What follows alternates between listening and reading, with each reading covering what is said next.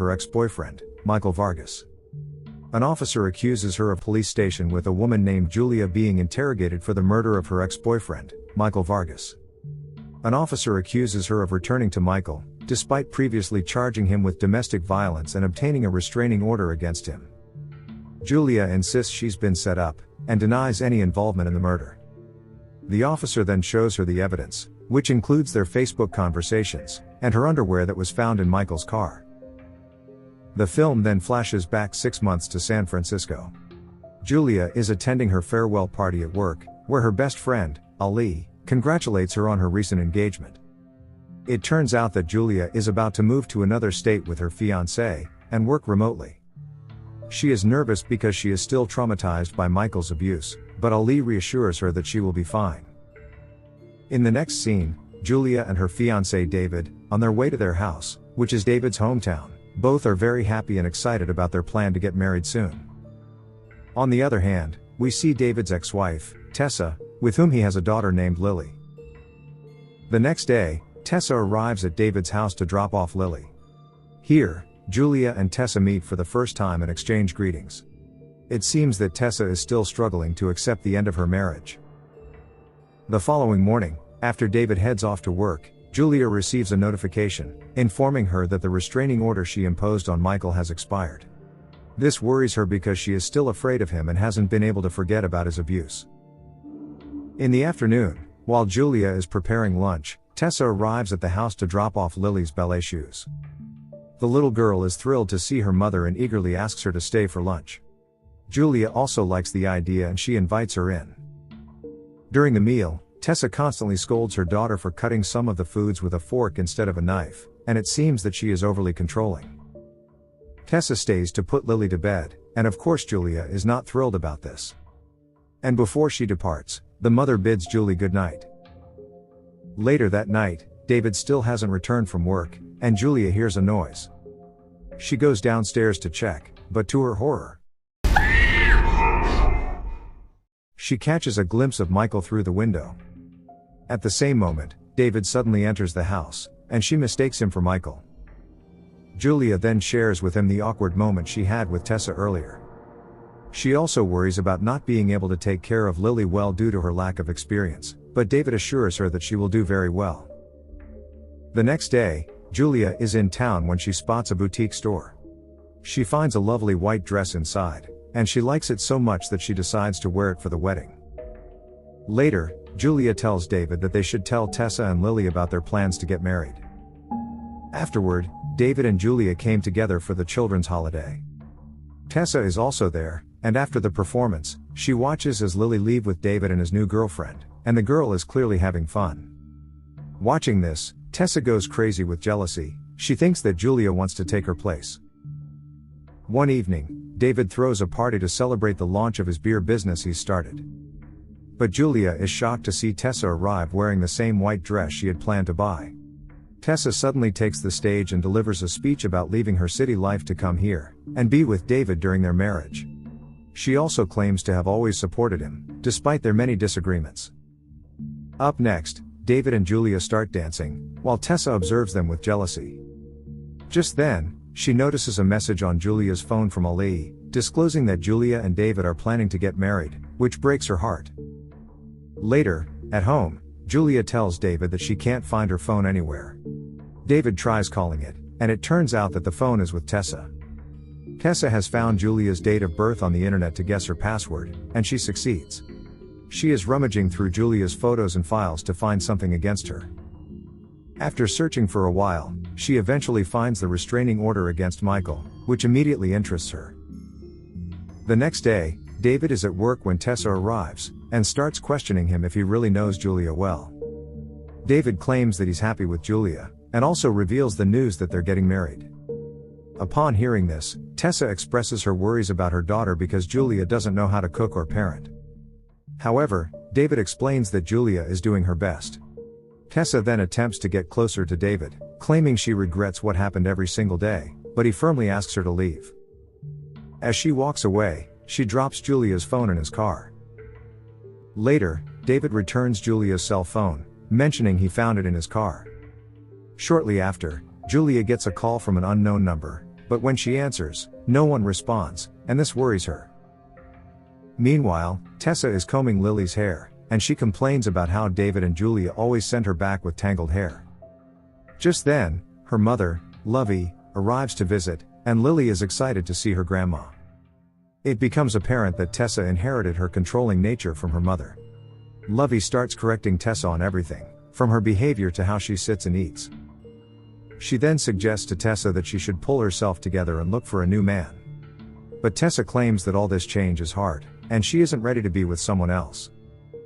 Later on, while looking at her wedding photos, Tessa cries. On the other hand, a long-term friend of David's reveals that initially, everyone thought Tessa was great, and they liked her. However, over time, they noticed how controlling and possessive she became of David. When he reached his breaking point, he decided to end their relationship. But, coincidentally, Tessa turned out to be pregnant, which led them to get back together. We see that Julia keeps receiving calls from unknown numbers, which she ignores. To make matters worse, she also receives calls on her landline, and when she answers, there's silence on the other end. Elsewhere, we see Tessa creating a fake profile of Julia on Facebook, and uploading her pictures. The next day, as Julia is alone at home, trying to take a bath, a mysterious person breaks in. The intruder steals her underwear, her wedding ring, and David's watch. Moments later, there is a knock on her door, and Julia cautiously comes out, only to find roses on the doorstep. Tessa also suddenly shows up, and claims to have seen a man leaving, but Julia gets annoyed and asks her to stop coming to their house all the time. Tessa reveals that she just came to drop off David's jury summons mail. Afterward, Julia does some research and learns that the flowers were ordered anonymously. This scares her as she believes Michael Vargas has come back into her life. At night, her paranoia crosses limits when she sees Michael's face in David, startling her. Frustrated and angry, Julia calls Ali and informs her that she believes that Michael is trying to find her again. Ali reassures her that no one knows where she lives, and Julia doesn't even have social media. Ali then inquires if David is aware of this, to which Julia admits she has not informed him because it is too difficult for her. On the other hand, Tessa uses Julia's fake profile to finally communicate with Michael. He is shocked that she's reached out to him after all these years. She then pretends to miss him, and Michael is overjoyed and claims he missed her too. She also sends him some sexy photos of Julia. Meanwhile, Julia searches for her ring throughout the house but fails to find it, leaving her frustrated. The next day, Julia bumps into Tessa in town, and both of them apologize for their earlier argument. They decide to go for lunch together, during which Tessa opens up about her relationship with David. She claims that she had an affair with another guy, which ended their marriage. David devoted all his time to work, so she felt very lonely. She also reveals that she and David used to be unable to get away from each other, and they used to make love often, even in public places. Hearing this, Julia is confused. David behaves completely differently with her. Tessa also requests to see the engagement ring, but Julia claims that she has given it to the cleaners. That same evening, Tessa goes through Julia's things, which means that she was the intruder. Days later, Julia takes Lily to a park to attend her dad's beer exhibition. She again receives a call from an unknown number and answers it. As usual, no one speaks on the other end, and when she hangs up, Lily is nowhere to be found.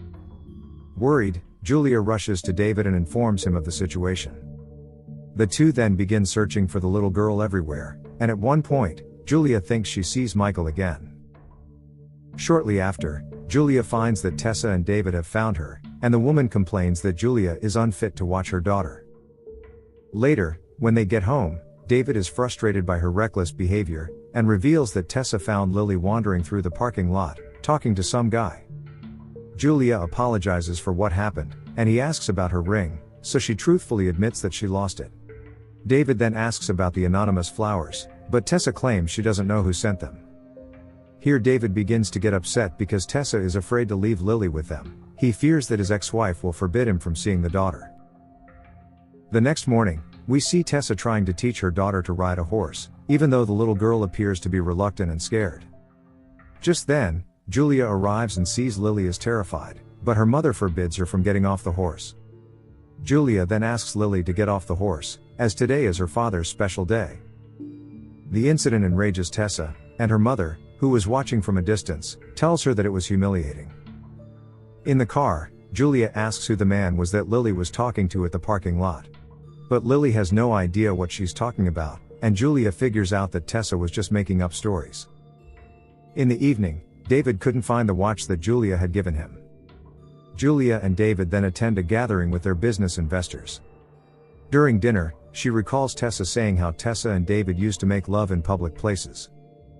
Julia then gets up and takes her fiancé to the bathroom, where they passionately become intimate. Meanwhile, Tessa continues chatting with Michael through Julia's fake profile, and seducing him. The next day, Julia receives an email with a message saying, "I miss you." To her surprise, along with it is a picture of her and Michael together. Moments later, Tessa arrives with Lily, and Julia notices that she has cut her daughter's hair, as punishment for disobeying her. This enrages her, so she gets into an argument with Tessa. Shortly after, David's voice is heard, and Tessa begins to act like Julia is hurting her. Stay away from me! Tessa! She deliberately falls down the stairs, and David is shocked to see the scenario. Tessa states that Julia pushed her off the stairs, so Julia argues she hasn't done anything, but David refuses to listen and takes Tessa to the hospital. Afterward, Julia tells David what really happened, but he no longer knows what to believe.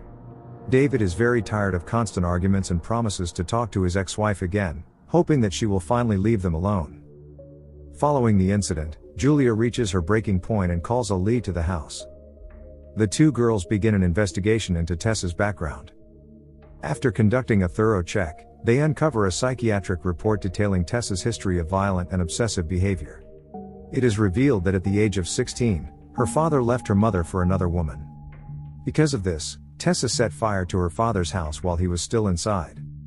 But despite the seriousness of her actions, her mother, Lovey, declined the recommended psychiatric care for her daughter. In the next scene, Julia decides to tell David the truth about Tessa's psychotic behavior. But right after her friend leaves.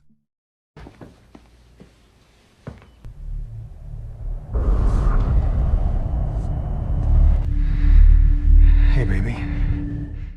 Michael shows up at the house. Julia can't believe what she's seeing, while Michael attempts to get close to her because he assumes they've been communicating all this time. Julia tries to call the cops, but he angrily throws the phone away.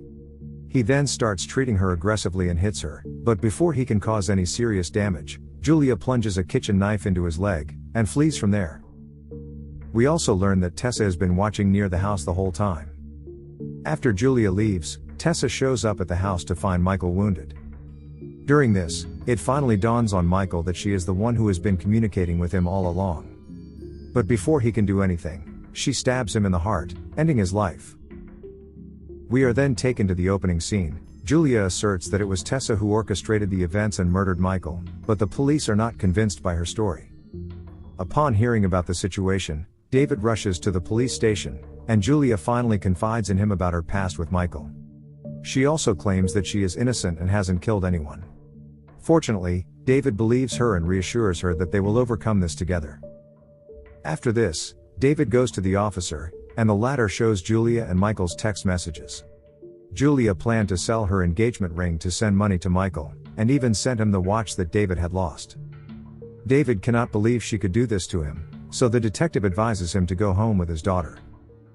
After David leaves, the officer informs Julia that all the evidence seems to point towards her. But since the evidence is circumstantial, she will be released for now. Julia asks about her fiancé, and the officer replies that he went to see his daughter. In the meantime, Tessa is destroying the evidence, right when David arrives at her house. She is pleased to see him, but he ignores her and goes directly to see his daughter. Elsewhere, Julia tries to call David to warn him about Tessa, but he has left his phone in the car. After checking on Lily, David goes down to the living room, where he sees Tessa burning some gloves and evidence in the fireplace. He also notices her wearing Julia's ring, and realizes she is the culprit. Here, she starts talking about how David divorced her for one mistake and gave Julia everything. Hearing this, a worried David realizes that his ex-wife is out of her mind, and he's taking Lily home. But then, she strikes him in the head with a fireplace poker, knocking him to the ground. However, she immediately feels bad and promises to take care of him. While Tessa goes to fetch some medicine, Julia arrives at the house and discovers David barely conscious. She informs him that she's going to get help, but he urges her to check on Lily first. Julia then makes her way upstairs and grabs the little girl. After putting her in her car outside, she returns to the house and notices Tessa cleaning David's wounds and tying him up with duct tape. Julia discreetly tries to call 911 using the landline, but Tessa catches her and unplugs the phone. The two then get into a vicious fight, and Tessa taunts Julia about how weak and pathetic she is, and that she let Michael get away with everything after he abused her. Hearing this, Julia punches her, and a fight breaks out between the women. In the end, Julia manages to knock Tessa to the ground. She then rushes to David to help him, but then all of a sudden, Tessa tries to attack her with a knife. But when Tessa looks at the mirror, she is horrified to see herself bruised and scratched. She also glances at her daughter's picture, and realizes the monster she has become. During this vulnerable moment, Julia takes the knife from her and asks her to stay back. But surprisingly, Tessa impales herself in the stomach with the knife Julia is now holding. In her final moments, she begs her not to let Lily remember her like this. After the crazy woman passes away, Julia rushes to help David, and he apologizes to her for not believing her. Soon after, an ambulance arrives and transports David to the hospital. The previous officer also apologizes to Julia for what happened. The scene then shifts to 6 months later, where we see that Julia and David are now married. They are happily living with Lily, and everything seems to be going well. But then all of a sudden, someone knocks on their door, and it turns out to be Lovey. She's here to see her granddaughter, and excitedly hugs Lily. And this is where the movie ends.